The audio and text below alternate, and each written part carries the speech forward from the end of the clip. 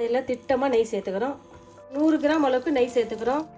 கொஞ்சம் எண்ணெய், ஒரு 50 கிராம் எண்ணெய், 100 கிராம் நெய். பொடியாக நறுக்கில் ஒரு 200 கிராம் அளவுக்கு வெங்காயம் சேர்த்துக்கிறோம். பொடியாக நறுக்கில் மீடியம் சைஸில் ஒரு 5 வெங்காயம் நான் வெட்டி சேர்த்துக்கிறேன்.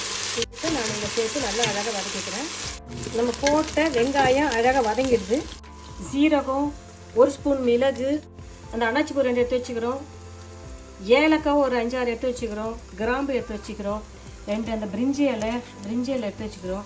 ஒரு வச்சுக்கிறோம். ஜாதி பச்சை எடுத்து வச்சுக்கிறோம். கொஞ்சம் பட்டை, கிராம்பு, ஏலக்காய், கருப்பு ஏலக்காய், ஜாதி பச்சை நம்ம சேர்த்துக்கலாம். நல்லா பின்னாடி நல்லா கீறிட்டு சேர்த்துக்கலாம். கொத்தமல்லி கொஞ்சமாக, புதினா நிறைய போடலாம். கொத்தமல்லி, புதினா சேர்த்துக்கலாம். அழகாக இதை போட்டு அழகாக வதக்கிடும். 1.5 கிலோ அளவுக்கு நான் ஆட்டுக்கறியை எடுத்து க்ளீன் பண்ணி வச்சுக்கிறேன். க்ளீன் பண்ணி சுத்தம் செஞ்சு வச்ச கறியை நம்ம இதில் சேர்த்துக்கலாம். கறி இதில் சேர்த்துட்டு அப்படியே கொஞ்சம் செஞ்சு விட்டுக்கலாம். அழகாக மட்டனை இதில் போட்டு நம்ம கிண்டி விட்டுக்கிறோம். கூட 1 டேபிள் ஸ்பூன் அளவுக்கு இஞ்சி பூண்டு பேஸ்ட் சேர்த்துக்கலாம். 1 டேபிள் ஸ்பூன் அளவுக்கு இஞ்சி பூண்டு பேஸ்ட் சேர்த்துக்கலாம். கொஞ்சமாக தயிர், ஒரு 2 டேபிள் ஸ்பூன் அளவுக்கு தயிர் சேர்த்துக்கலாம். ஸ்பூன் அளவுக்கு தயிர் சேர்த்து இதை செஞ்சுக்கிறேன். இதில் வந்து மல்லித்தூள் டேபிள் ஸ்பூனு கிடையாது, சின்ன ஸ்பூனில் ஒரு 3 ஸ்பூனு மல்லித்தூள் சேர்த்துக்கிறேன். மல்லித்தூள் சேர்த்து நம்ம இதை அழகாக கிண்டிக்கலாம். பால் சேர்த்துக்கிறான். ஒரு 100 கிராம் அளவுக்கு பால், 100 கிராம் பால், 1 கப்பு தண்ணி சேர்த்துக்கிறேன். பால் சேர்த்துக்கிறேன். ஒரு 1/4 லிட்டர் தண்ணி, 80 மில்லி தண்ணி சேர்த்துக்கிறேன். இதை திட்டமாக உப்பு, கரம் மசாலா தூள் சேர்த்து நம்ம வந்து ஒரு 2 ஸ்பூனு கரம் மசாலா, சின்ன ஸ்பூனில் 2 ஸ்பூன் கரம் மசாலா சேர்த்துட்டு இதை கிண்டிக்கலாம். அப்படியே கொதி வருது. நம்ம மூடி போட்டு கொஞ்சம் இதை வேக வச்சு எடுப்போம்.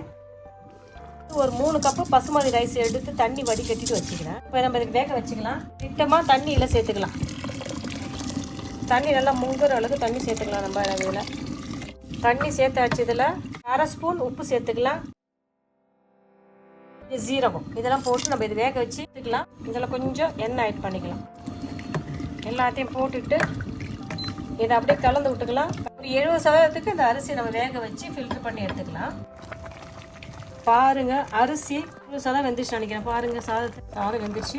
வடிகட்டி எடுத்து வந்துடலாமா? நீ வடிச்சு எடுத்து வந்துட்டோம். அப்படியே கறியை எடுத்து தனியாக வச்சிடலாம். கறியை தனியாக எடுத்து வச்சுட்டோம். மசாலா அப்படியே இருக்குது. மசாலா கூட நம்ம கொஞ்சம் திட்டமாக 1 கப்பு பால் சேர்த்துக்கலாம். 100 கிராம் பால், ஒரு 1/2 கப்பு தண்ணி சேர்த்து, ஆமாம், ஒரு ஸ்பூன் அளவுக்கு லெமன், ஒரு 1/4 ஸ்பூன் உப்பு. சாதம் இப்போ சேர்த்துக்கலாம். பாதி சாதம் நம்ம இதில் சேர்த்துக்கிறோம். மட்டனை இதில் சேர்த்துக்கணும். மீத சாதத்தை அதில் சேர்த்துக்கலாம். நம்ம அழகாக அதில் சேர்த்துக்கலாம். பாலில் கொஞ்சம் குங்குமப்பூ கலந்து வச்சுக்கலாம். அப்படியே ஊற்றிக்கலாம். அப்படியே பாலில் குங்குமப்பூ, நெய் கொஞ்சம் மெல்ட் பண்ணி வச்சுக்கிறேன். நெய்யை வந்து அழகாக நம்ம ஊற்றிக்கலாம்.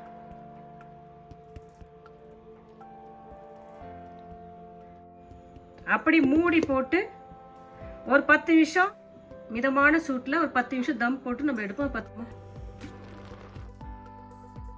பாருங்க, என்ன சூப்பரான, சுவையான, அழகான, ஆரோக்கியமான மட்டன் புலாவ் ரெடி. வாங்க சாப்பிடலாமா? வாங்கம்மா, சாப்பாடு ரெடி ஆயிடுது.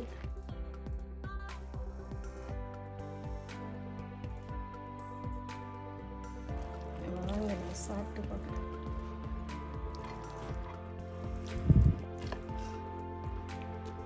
ரெஸ்டாரண்ட் ஸ்டைலில் சூப்பராக ஈஸியாக உங்களுக்கு செஞ்சு காமிச்சிட்டேன். உங்களுக்கு இந்த மெத்தட் ரொம்ப பிடிக்கும்னு நினைக்கிறேன். நீங்களும் இதே மெத்தட் செஞ்சு பார்த்துட்டு நான் செஞ்ச இந்த மட்டன் புலாவ் எப்படின்னு சொல்லுங்கப்பா. பாய். தேங்க்யூ.